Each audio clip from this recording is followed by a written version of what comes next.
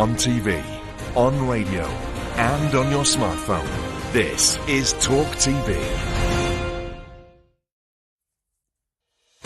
I'm Piers Morgan, Uncensored. Coming up on tonight's programme, The Real George Michael, as a new documentary on the singer's life is released. I speak exclusively to the great love of his life, Kenny Goss. And he's the man who knows not just how the world will end, he thinks he knows when it will end. Rock star astrophysicist Neil deGrasse Tyson will be here live in the studio.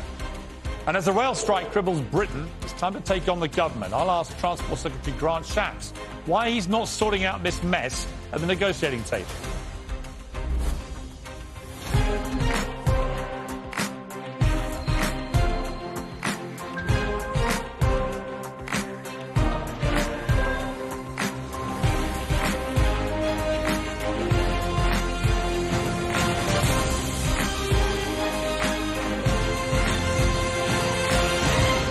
Good evening, welcome to Piers Morgan Uncensored. Tonight, a lot of good stuff tonight, but we've also got our first appearance by one of the British government cabinet ministers, the Transport Secretary Grant Shapps. And quite timely, because at the moment, I'm trending number 2 in the UK on Twitter because of my interview a few days ago with Mick Lynch, who's the RMT union boss, who's brought Britain to a standstill with these rail strikes. And the reason it's trending is because people have they've been outraged, as of course they would, on the hard left. They've been outraged by me quizzing Mr. Lynch about what he put on his Facebook profile picture. Now, let's just remind you, if you didn't see it, of the exchange I had with him. Let me show you what I believe is your Facebook page. I want you to confirm or deny if this is your Facebook page. It's a picture of the hood from Thunderbirds. Can you see the likeness? Well, I'm just wondering where the comparison goes, because he was obviously an evil, criminal, terrorist mastermind, described as the world's most dangerous man who wreaked utter carnage and havoc on the public. Is that the level you're pitching this at, Piers? I didn't put that picture on your profile page. Yeah, but you've chosen to spend 2 or 3 minutes of this interview talking about an irrelevant. Because you seem so irritated by the comparison. Well, because you seem so irritated by the comparison to the hood. I'm not irritated at all. I'm completely... You seem very irritated. Well, I'm not. You're not? This is your non-irritated phase, is it? What point are you trying to prove, Piers? I mean, I'm not trying to prove anything. You put it on your Facebook page. I'm simply asking. It's an odd choice for a union boss who's about to go on a series of strikes. Well, on my Facebook page, I don't use it much, but on the Facebook page, the profile picture is me and the Dalai Lama, a man of peace. There's a difference, Mr. Lynch, between that and the hood, a man of vengeful terrorist criminal activity that wrecks the planet. But let's be fair, you do look like him. Anyway, that clip's gone viral. It's now had 1.5 million views on the Twitter clip alone. It's had another 1 million on TikTok, our first million TikTok view. It's had millions more on our YouTube, Instagram, Facebook. So thank you to the hood for not getting irritated. It's very clear from that exchange that he wasn't irritated by that. So I'm hoping that we haven't irritated him further by the fact that now the entire country is watching it and sharing his lack of irritation. And to all those who are outraged, let me remind you, when I launched this show, the whole premise was to annoy all the right people. And today I feel my work is nearly done because I've annoyed all the right people. Well, with more strikes planned for tomorrow and Saturday and the threat of a further 6 months of mayhem, is it time the government got involved to sort this mess out? Earlier, I spoke to Transport Secretary Grant Shapps, and I began by asking him how he's feeling amid all this chaos. It's a busy time, and, you know, as commuters try to get themselves into work. The world has changed, of course, which the unions don't seem to have realised, and many people simply working from home where they can. Those who aren't are the people that the unions claim they want to represent, but it's people who need to get to work because their jobs require them to be physically there. Maybe hospital cleaners, for example, who the RMT says they want to help. They're actually harming those people the most, and that's the great pity of what's going on. Let me just cut to the quick about what's going on here. A lot of people feel that, notwithstanding the fact that technically you're correct, Network Rail, it's their job, they're the employer, they should be negotiating with the unions. The country is in total chaos. There's no sign of this ending. And when it comes to direct government intervention in our rail system, I mean, you couldn't have done more than you've done in the last 2-3 years during this pandemic by piling £16 billion worth of investment of our money into propping it up and saving jobs and so on, which is to your credit. But that shows you are prepared to directly intervene in keeping our trains running during a pandemic, which prompts the question, well, why aren't you getting involved now? It doesn't seem to me to be credible to have done all this for so long and now to say, actually, not my job, Gov. Yeah, look, I mean, this is a negotiation over terms and conditions and pay, which is between the union and the employer. It is the only place that that discussion can take place. And it's a stunt that the RMT, Mick Lynch, are now saying, oh, no, what we need are ministers in the room. That's a stunt because actually only last month Mick Lynch was saying we would never negotiate with the government. Actually, he said we'd never negotiate with the Tory government, which might give something about his frame of mind about all this. There isn't actually anything helpful that I could do by being in the room. In fact, it would undermine those negotiations because they're not just about pay, they're about a whole host of other things. And what the unions need to do is get back in the room, stop flouncing out and get on with the talks. How do you square, though, this kind of new parsimonious view of capping, effectively, what you can pay people in the public sector with this revelation today that the government is looking to scrap the cap on banker bonuses? And that's not been denied by the Prime Minister today at PMQ. So is that true? Have you told businesses that they, because we're now not in the European Union, they no longer have to abide by that rule that they couldn't have more than 100% bonus? Well, look, for a start, the government looks after the areas of the public sector which are under its overall control. So, you know, teachers, nurses, doctors, railways. Those are the things that we can directly affect. What the private sector pays under different circumstances is their business.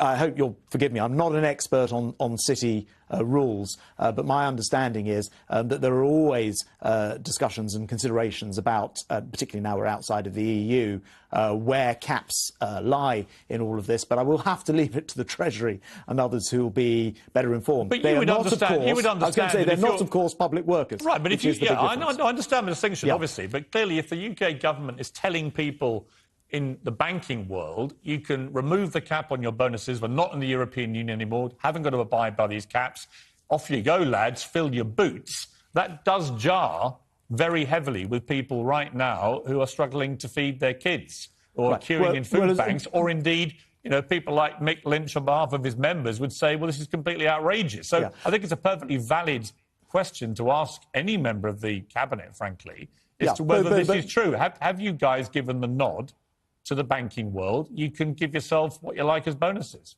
That's a private sector activity. What I'm dealing with here with the rail situation is the public sector. You know, and I do just want to say, and I'll make this point actually because it is relevant. Don't run away with the idea that our railway workers, 100,000 of them, are poorly paid. The median salary, the average salary, is 44,000. Rail drivers, these are not the drivers on strike, I should point out, but rail drivers, median average salary, 59,000. A fifth of them earn over 70,000. There are railway drivers on over £100,000. This is not a badly paid sector. Nurses, for example, would earn perhaps 31,000. Care workers, 21,000. I don't so the government has to. I'm not unsympathetic. Listen, I had a big set to with Mick Lynch last week. I'm not in total disagreement with what you're saying. I think that if you're going to start shelling out big pay rises, nursing staff should be top of the list. It would be my view. But I do think that this issue of the private sector and a word from the government that you can all fill your boots with bonuses, it could not be worse timed for you when you're trying to have a position as a government that there's not enough money in the pot for the public sector.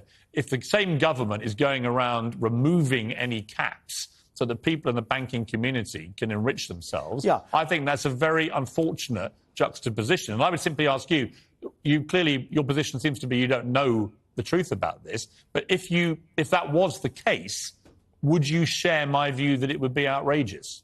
Well, actually, I was going to say there's a fairly straightforward principle. The government deals with the money that it taxes and raises and then spends on things like salaries.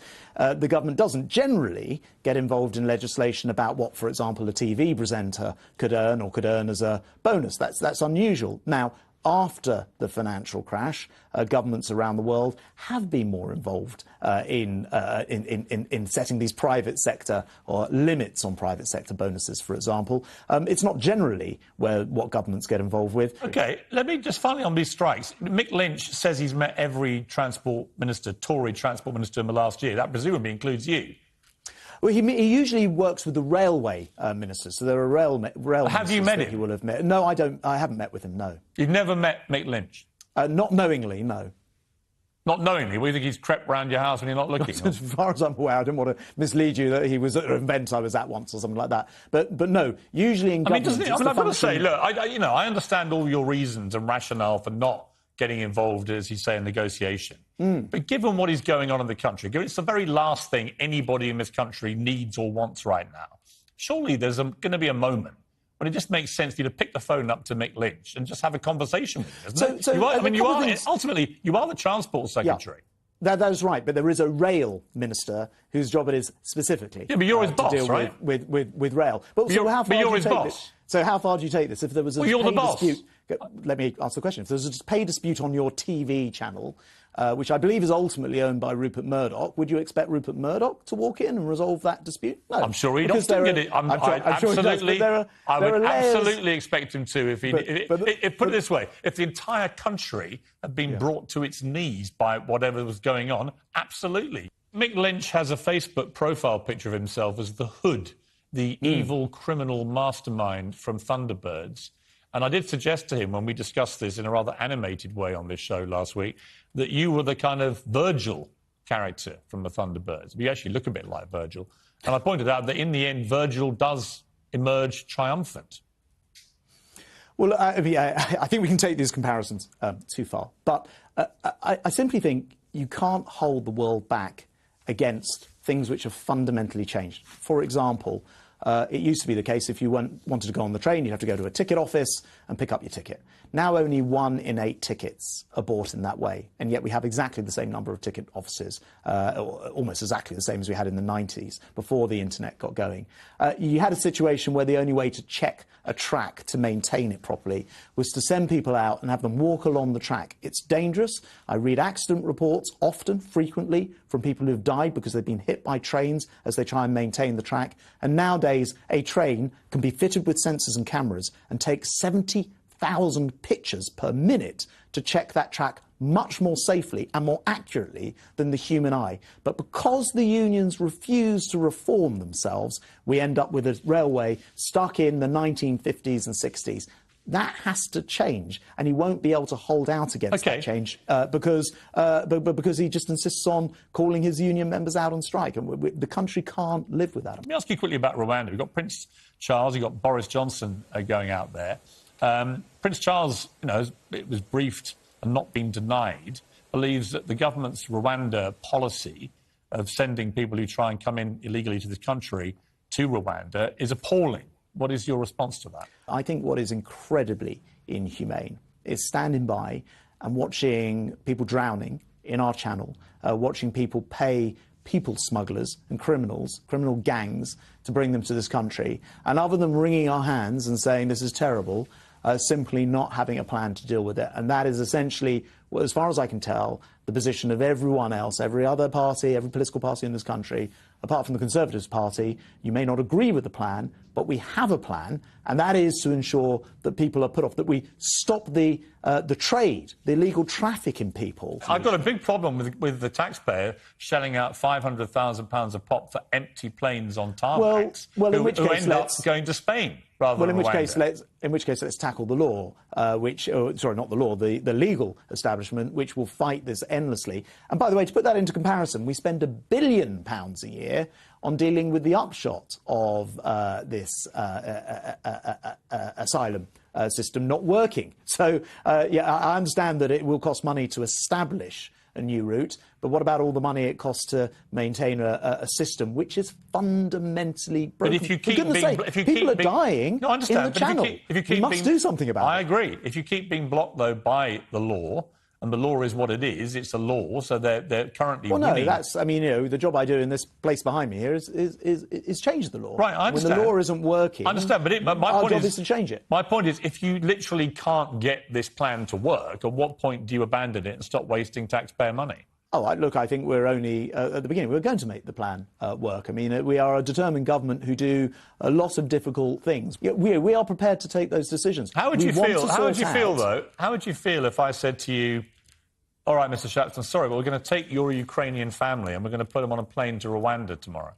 So the Ukrainian family. Well, the Ukrainian family that you're currently hosting. Yeah, the Ukrainian family that lives with me. Could you have that conversation with them? Well, I was going to say, they came here through a legal route. I understand the distinction. I'm talking about the morality of it, really. Is that, could you imagine having that conversation with them and saying, you're not going to stay in safe Britain, you're going to go to Rwanda, which has a pretty poor record of human rights? That's no more relevant than saying, can I imagine my family being asked to go to Rwanda? I mean, we're talking about here people who've been trafficked by criminal gangs across the Channel illegally, knowing that what they're doing is illegal, and knowing that when they get here in the future, there's a good chance that you will end up being in Rwanda. And what will happen in the end, of course, once that policy is up and running, is that it will close down the criminal gangs. Let me ask you about what it's been like to have a Ukraine family living in your house. We're delighted to have them with us. They're lovely people. Their country's under attack. And the way I feel about what's going on in Ukraine is it's not just Putin attacking some country, across in Eastern Europe. He's attacking all of our freedoms and all of our rights. And if we don't stop him there, he'll carry on west. We've seen this sort of thing in the world before. So I think it's a small price to pay to have a family live with us in return for, trying to help with that situation. Well, it's a great thing that you do for that family, and I'm sure it's hugely appreciated by them and by Ukraine. Thank you very much, Mr. Shapps, to be my first cabinet minister. Thanks. Well, Uncensored next is one of the most influential recording artists of all time. As a new film on his life hit screens today, are we any closer to knowing the real George Michael? His former long-time partner, great love of his life, Kenny Goss, joins me exclusively after the break, his first television interview in 5 years.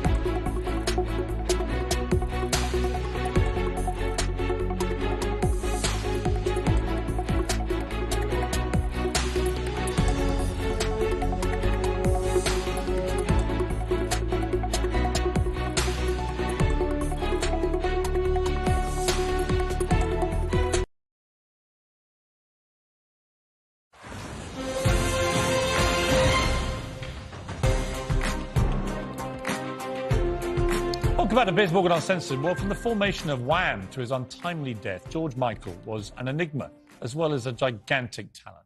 But one person who knew the real George was his former longtime partner, Kenny Goss. I'll speak to Kenny in just a moment for his first television interview in 5 years. But first, there's a new, final work, I guess it is. It's a documentary about George Michael's life. It claims to give an insight into his very public career and his tumultuous private life. Let's take a look at a clip.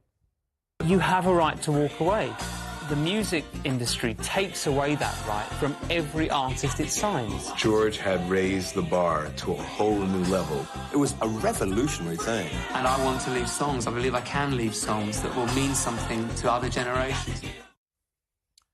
George Michael, who was without a doubt one of the most talented singer-songwriters this country, in fact the world, has ever seen. And his death was obviously tragically early, and we all miss George. No one, I guess, probably more than my next guest, who's Kenny Goss, who spent 15 years with George. Kenny, it's great to talk to you. Hey, how are you? We don't really know each other, but I knew George quite well and had some great times with him. Well, it seems like I know you from weren't you in the Showbiz Editor or something like that years ago? When you were, I'm a lot older than you, but you were. It must have been 20 years, maybe. Yeah, well, you've aged better. It seems like I know you. Yeah, I actually ran some of the papers, but I used to see quite a lot of George. And you ran the Sun for a while and the News of the World, no? Yes, Mirror, and also the Daily Mirror. Yeah. But I had I had a lot of dealings. Awards at the Daily Mirror. I was going to say about my sort of dealings with George was he was always incredibly candid. You know, I can remember some dinner parties where he was just, outrageously funny but very revealing. I did some interviews with him. He was the same. He was a kind of heart-on-the-sleeve kind of guy. And I'm just curious, this documentary film, it has a lot of people talking about him, but it doesn't have you. And I always felt that of everybody around George's life, you would have known him probably as well as anyone. I would definitely say he would say that as well. Absolutely. What you're very correct about is George was one of the most honest people I've ever met, and sometimes he almost used honesty as a weapon. And I mean weapon in, I'm going to tell you this, I need to tell you this, I've done something you need to know. Right. So you always got the truth from him. Absolutely. By the way, the documentary that you are talking about, the one that you and I did, correct? No, I'm actually talking about the new one, which is coming out now with all the big stars in it. You're talking about the Simon Napier Bell film, right? Oh, okay. I don't know a lot about that one. Right. I do know about it, but I haven't really watched it. I think I know what it says, but I wish it luck. I mean, I think the point that people have made about it is it's a bit of a, not a whitewash of his life, but it may not be as real as it should be, and that the reality of George's life was that towards the end of his life, certainly the last decade or so, he was on a pretty downward spiral into, a very difficult kind of lifestyle. He was pretty honest about it to me, that even when he was with you, and you've been very candid about this as well, it was a kind of open relationship from his point of view. He had lots of... I think he was probably, and I'm not saying anything, I would say he probably was more open than me, but I loved him very much. He knew that. The public perception of George is what it is. I'm having trouble hearing him. Guys, can y'all... Oh, can you hear me, Ken? Piers, this ear thing keeps going out. I apologize. Don't worry. I'm sorry, I'm messing your whole show up. No, not at all. We get... this is live TV. Don't worry about it. I just wanted to ask you, can you hear me now? You can hear me okay? I can hear you now, yes. Yeah. I just wanted to ask you, what do you think the biggest misconception about George was that the public may have had? I'd say the thing that I always tried to remind myself of, and this really wasn't a misconception, I think most people knew this, was I don't think he ever thought he had a good-looking moment in his life. I always tried to remind him or tell him, you look really good today. You're a handsome man. It was very difficult for him, and it seems so. I think to many people, I know that's well known, but I think to many people, they would think he would have a much higher sense of hey, I'm a good-looking guy. And you know that, I'm sure, but that's something I'll never forget. One of the first times that we've probably been together 2 weeks, and he, or maybe 3, he came home and he said, darling, what's good-looking about me? And I said, why are you asking me that? And he told me, he said, someone said you were better looking than me. And I said, darling, what was the question? And I asked him the question again because I really had never had a guy ask me that question. And I said, there were so many things I should have said, but I said, your lips. And now, if it had been a girl or anybody that had more time, I'd have said, everything's good looking about you. Don't you get it? I mean, you know, he was, you know, always voted most handsome in the world, all these different things. And but what he did know was that he was a talented man and a good songwriter. I mean, he was without a doubt. I mean, he was one of the greatest talents, I think, musically, this country and the world has seen, certainly in my lifetime. I think that's the thing that always amazed me. I am probably the most unmusical person that he could have ever gotten with. He always said I had the same 5 CDs in my cars when we met, and I can honestly tell you, I can't remember the words to the songs he wrote about me, and it's a shame. Since he's passed away, I've actually started reading the lyrics, and actually I started doing that before he passed away. And he said, oh my God. He said, I liked you better when you weren't reading them. Because, you know, I would ask him almost childlike questions like this room you say that I'm in, where is this room? And this chair. He'd say, darling, it's symbolism. And I said, okay. But are we going to see each other? I said, you're an atheist. You know, the questions like that were very childlike, but it made me think, and I did understand what symbolism was, but I said, I'm always an angel in all the songs. And I said, are you my angel? And I said, you called me a drunken angel, darling. I said, you know, if you know how angels work, drunken angels don't get many assignments. You know, and, I mean, Kenny, you had 15 years with George, and it was a great love affair. Well, thank God you said that, because it was 15 years. Yeah. And he said something once, and it was, I said, darling, why did you say we weren't together 2.5 years? And you know, he had already started kind of, you know, not being necessarily as present as we'd gotten used to, as he had been. And his answer was just simply, darling, I don't know, I just did it. And I said, okay, how are you? Yeah. And towards the end, is it right to say that, I mean, would you have been worried about the state that George was in with all the drugs? I was worried about him all the time. Yeah. Yes. I mean, but please don't say that the wrong way. It's if you love someone, you're worried about them. You know, it's that time when I said that, you know, flushed his drugs down the toilet, that's just because I was worried about it. I'm so cautious now about everything I say, and it's, you know, it's a tough way to live because, you know, I mean, I was quite pleased for 14 years being long-suffering. You know, I didn't really like, because if you Google my name, it often says long-suffering partner Kenny Golf or long-suffering Texan. But, you know, I really did try to always be there for him, and he knew that. You know, I know he chose me to please his mother.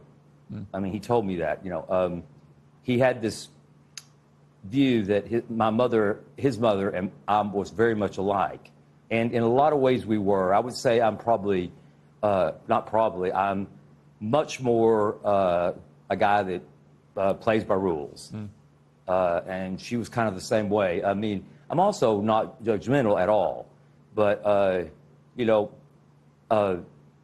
if a speed is a certain, you're supposed to drive at this speed, I drive at that speed. If you're supposed to, you know, and he really played by his own rules. Kenny, when you heard and that really worked. When you heard that he died at such a horribly young age, obviously you would have been massively shocked. But what were your emotions about it all, given that you'd split up from him, but you'd stay close? And we'd stay close, but we'd all expected him to die. I had spent so much time when we lived together being worried about him. And honestly, he hated the fact that I worried about him so much. What's the line he says in the song? He says, I could see it in your eye. When you looked at me that way, it tears me in two. And it really did. I just didn't know what to do. And Kenny, what's your... I had two really close friends. When you look back on your relationship, all your time with George, what's your favourite memory? If I could relive a moment you had with him. There's so many that... and what I always do notice is that there was a lot longer time that I was incredibly happy with him than I was worried with him. Like I might watch an interview with you and go, wow, you looked good then. Or Parkinson, and he always said such wonderfully kind things about me. That makes me feel good because he always said that I saved his life. I think that's a bit much, but I really did try, and he often got upset with me because I don't think I ever called him and didn't say, darling, please, a lot of people love you. Yeah. I don't think he ever knew just how much he was loved. He was an amazing character. I loved George. I thought he was fantastically entertaining, brilliantly talented, English people forgave him for everything. We did. They did. I mean, it was... You know why, Kenny? Because he had a fantastically British sense of humour. And it got him out of every scrape he ever got into. It was the humour got him out of every scrape. He was absolutely hilarious company. Yeah. Kenny, I've got to leave it there. Say it's great. Funny bits. I'm sorry, we've got to. I've got to get. Thank you, Kenny. It's great to talk to you. I'd always wanted to have a chat with you. I love George. It sure is. I wish I had more time to talk to you. I just want to say he was one of the most wonderful men in the world. Yeah. I want people to remember that. I'm so glad that a true, honest documentary is out. Yeah. It's such a relief. Well, I think there'll be a lot of talk about George and a lot of stuff about both these films that have come out. But I appreciate you joining me tonight, Kenny. And, it'll be good to actually remember what a genius he was apart from everything else. All the best. Yeah. Thank you. Have a great day. Take care. Bye-bye. George Michael, what a talent he was. Well, Uncensored next, he's the man who knows how the world will end. But that's not what keeps superstar astrophysicist Neil deGrasse Tyson up at night. So what on earth does? I'll talk to him, the rock star astrophysicist himself, live in my studio. What a treat this was going to be.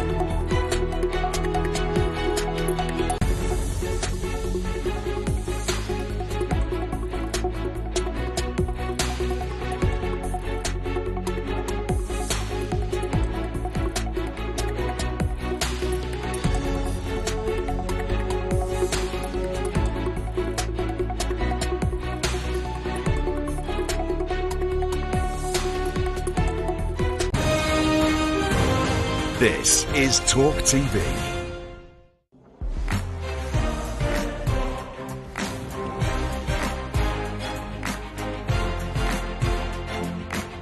Well, welcome back to Piers Morgan Uncensored. I am very excited now. I don't get excited by too many guests, but I've always wanted to sit down with this guy because he's one of the, well, he's probably the #1 astrophysicist in the world, a rock star of space. In fact, even as we've been sitting here, he's been telling me what's on my own screen behind me, because to me it looks like just a big maze, but he knows.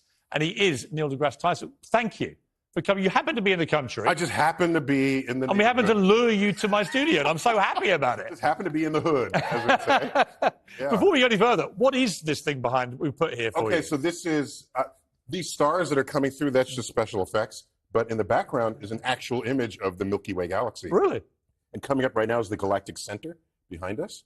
And the center it lurks a supermassive black hole, dining on any stars that wander too close. Now look, you have a gigantically large brain for this kind of stuff, right? You accept that? It's the same size as everybody else's brain. I just prioritize what I care about differently from others. Well, I think what you're brilliant to do, you've got this terrific book, which we'll come to in a moment, but you're brilliant at crystallizing the really important questions in life. One of which is, how long have we got here? Yeah, well, there are some ideas about that because we still don't know enough about the forces that will end it all. Oh, sorry. We might have 100 years on Earth. What? At the rate we're going. Really? No, sorry. There's Earth issues that require geopolitical solutions. Self-harm. Okay, correct. And then there's the universe, the death of the sun, the collision of the Milky Way galaxy with the Andromeda galaxy, and possibly the Big Rip. How would the sun die? Oh, the sun, like any star, it will run out of fuel in its core, and it starts changing. It starts bloating and getting so large that it will engulf the orbit of Mercury and Venus and come very close to Earth. So imagine looking on the horizon and sunrise is half the sky. Okay, that would be terrifying. Is this even starting to happen? No, not yet. No, we have another several billion years. So no, if you're going to prioritize... Well, that's all right. That's a dropped intro, isn't it? If you're you could have said that to start with. What you're worried about. Yeah, let that one go. All right? But there's another one, the Big Rip, that if the expansion of the universe accelerates at a continued rate and it goes unchecked, the universe will be expanding in 22 billion years. It'll be expanding faster than the fabric of space-time can keep up with it. And it'll just rip. And I'm terrified by this. For 22 billion years? Why are you terrified? You're not going to be here. I'm terrified. Nobody you know is going to be here. It's okay to be scared of things that you won't Can we witness. stop it happening, the Big Rip? We can't stop climate change, apparently. Are you worried about the Big Rip? We're going to stop the Big Rip of the universe? The Big Rip would be it. We're pretty incompetent on so many levels. I would not hold that whole high hope for What about another that. threat to civilization here? I had the last interview with Professor Stephen Hawking, which was a memorable experience up at his study in Cambridge University. And I asked him about the threat from AI, artificial intelligence. This is what he said. Oh, sure. Is artificial intelligence going to be the end of us? And if it's not, how do we best work with it? There is a greater danger from artificial intelligence if we allow it to become self-designing, for then it can improve itself rapidly, and we may lose control. Now, I'm reading more and more about the potential for AI to self-design. Is it going to happen, do you think? There's no reason to think that won't happen. The question is, what minute will that occur? Because the moment it becomes self-aware and it can learn on its own, it will learn exponentially. What did he mean, Professor Hawking, by self-design? Well, just consider, how long do you go to school to learn how to read, write, and do arithmetic? Or lately it just looks like people just read or write, but no arithmetic. How long does that? You're in school for years and years and years. A computer that is self-aware and has access to all the knowledge of the internet, it can build on whatever foundation it had in the previous moment to accelerate that learning. So it can acquire all knowledge and all wisdom in a matter of minutes. But are we empowering this? Should we stop? Should we hit the buffers on this stuff? There are people, experts, who definitely feel that way. I'm not as apocalyptic about it. I think AI is not, we're not going to build the one machine that controls everything. But right now, if you had told someone 20 years ago, I drive a car that can steer itself and tell me where grandma's house is to avoid traffic in real time, they would say, that's AI. Okay? In the days of the Jetsons, they imagined robots as humanoid objects walking around doing tasks. They weren't thinking that the car was the robot, that the telescope was the robot, that your coffee machine is the robot. They weren't thinking that.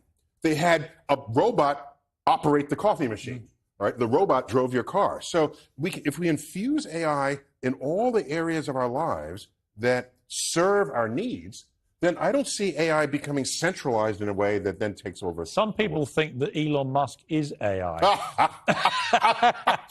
you know Elon. I'm not authorized. You knew him when he's only worth 100 billion. Yeah. I knew him when.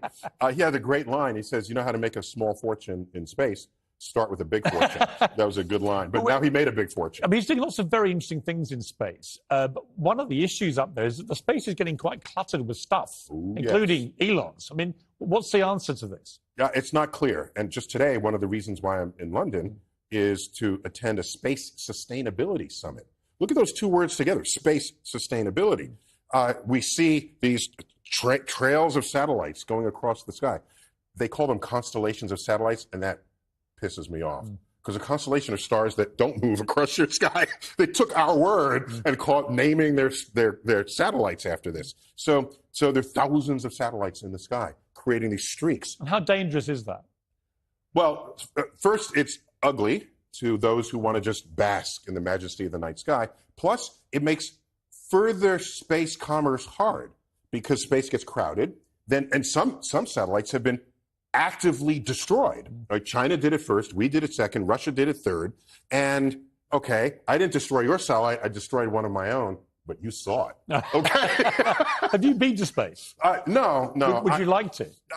Okay, so you know the folks like Jeff Bezos. Yeah, all these guys. Yeah. So William Shatner. So if this is a schoolroom globe, you know how high up they went? The thickness of 2 dimes. They're nothing with it. Not worth it. And I'm an astrophysicist. You're going to say that's bad? I'm not. Where do you want to go? Go to Moon, Mars, beyond. Give me a destination that's not boldly going where hundreds have gone before. That's not a... Professor Hawking told me if he knew he had his last day on Earth, it was all about to end, AI or otherwise, he said he would want to be with his family, playing Wagner and drinking champagne. What would you do? Wow. Okay. If literally, I said to you right now, all right, you're right. The world is about to end and it's happening in 6 hours. What are you going to do? I would say, what can I do with my intellect and those of others to prevent the world from ending in 6 hours? Right, but assuming you couldn't do anything. No, I don't assume that. No, excuse me. Okay, you have these photos of people escaping cities that are about to be leveled by a hurricane. Yes. What are you going to do? And no one is saying, why don't we tap the cyclonic energy of the hurricane, use that energy to drive the power needs of the city, and then the hurricane goes away. You know who thinks that way? STEM professionals, science, technology, engineering, and math. Professor Hawking, he had this obsession about working out what the black hole was, right? What is your obsession? What's your weird thing you would love to crack that's never been solved? I want to know, our equations tell us that if you go into a black hole, the time works out so that the future history of the universe you just came from plays out to infinity, and another space-time opens up in front of you.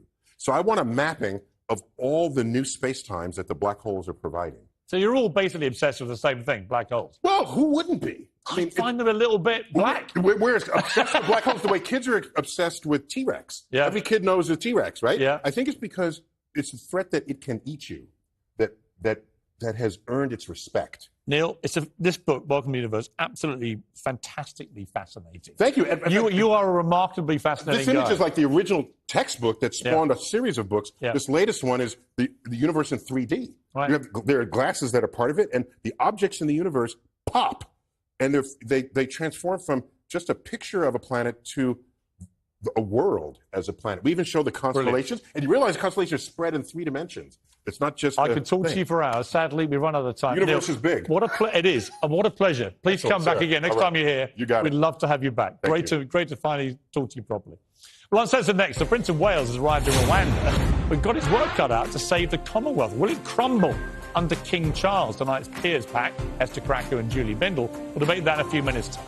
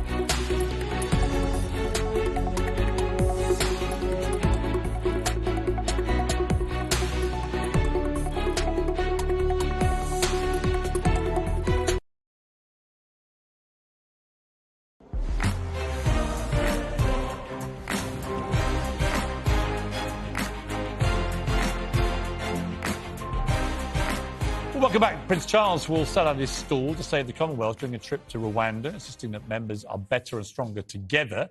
Got his work cut out, though, with many countries poised to potentially become full republics when the prince becomes king, having maintained their links to the royal family in some cases out of respect to the Queen. Australia and Jamaica are among those countries earmarked to potentially one day want to cut their ties. So will the Commonwealth crumble when Charles does become the monarch? I'm joined by tonight's Piers Talk TV contributor Esther Cracker and author Julie Bendel. Welcome to both of you. Thank you. So, Julie, I know you're a massive fan of the royals, but you don't really believe in it, right? You don't think we should have a monarchy, and so de facto the Commonwealth falls, does it? I'm a Republican. I respect that the Queen works extremely hard and she didn't really have much choice in her role. So I'm not rabid. But no, I think that the Commonwealth should die when she dies. And I think that for many countries, and countries I visited, Kenya, Uganda and others, for them, it's only really the elite that think that the Commonwealth is worthy of any attention. And whereas other people, especially those that live in poverty and hardship, they think that ties with NATO and the UN are probably far better serve them than the Commonwealth. I mean, it's interesting. I mean, Esther, I've been in Australia recently where they've had, there's a bit of republicanism in the air, but I definitely got the feeling they're quite a way away from wanting to sever their link. But a lot of it is pegged to the Queen.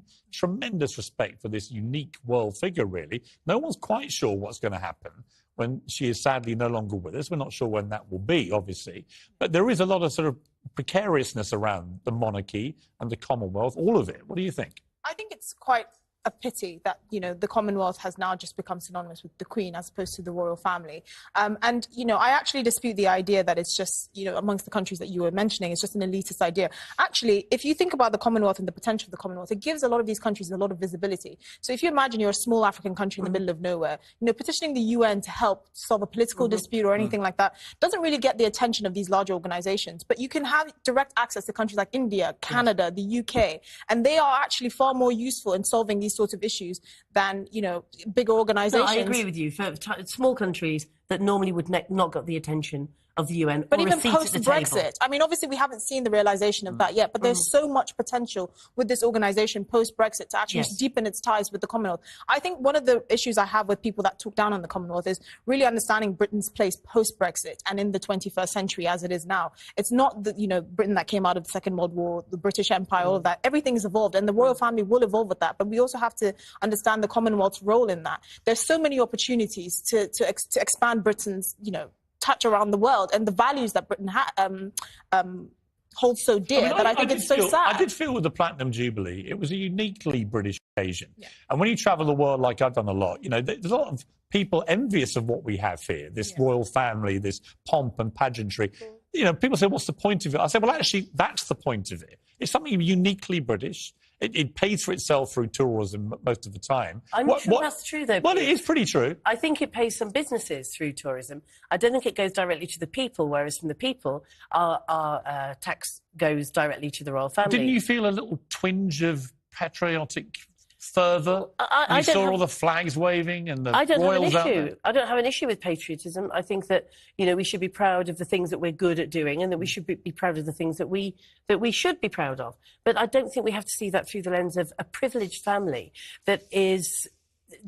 It's obscene when you think about the homelessness and people using food banks, and you see the vast wealth and privilege of a family that we're supposed to doff our caps to. But they're much more than that. Well, they do an awful lot of work for charities up and down the country. They do a huge number of public engagements, things which would bore me rigid. They're doing them every day, all day. Exactly.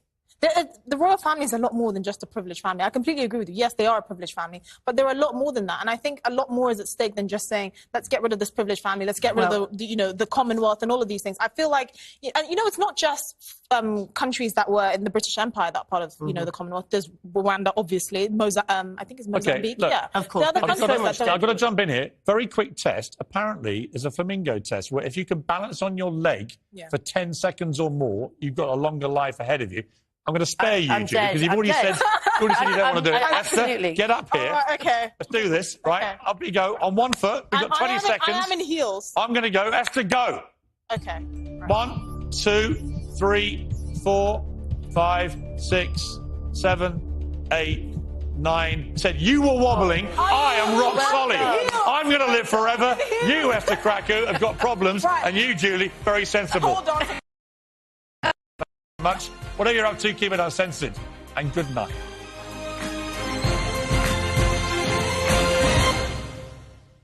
It's no holds barred on my show, Piers Morgan Uncensored. Idiotic, insensitive, hypocritical. The blows. You must not do that. The punch-ups. Are you interviewing me or am I interviewing you? The fights. There'll always be somebody else to fight. They didn't come to you for long, did they? And the knockouts. It was a free and fair election, and that you lost. Turn the camera off. Come and find me on Talk TV. You know you want to. But of course it's uncensored.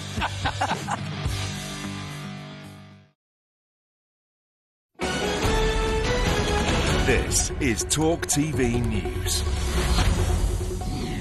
Good evening, I'm Zora Suleiman. Health officials have declared a national incident after traces of polio were found in a sewage works in East London.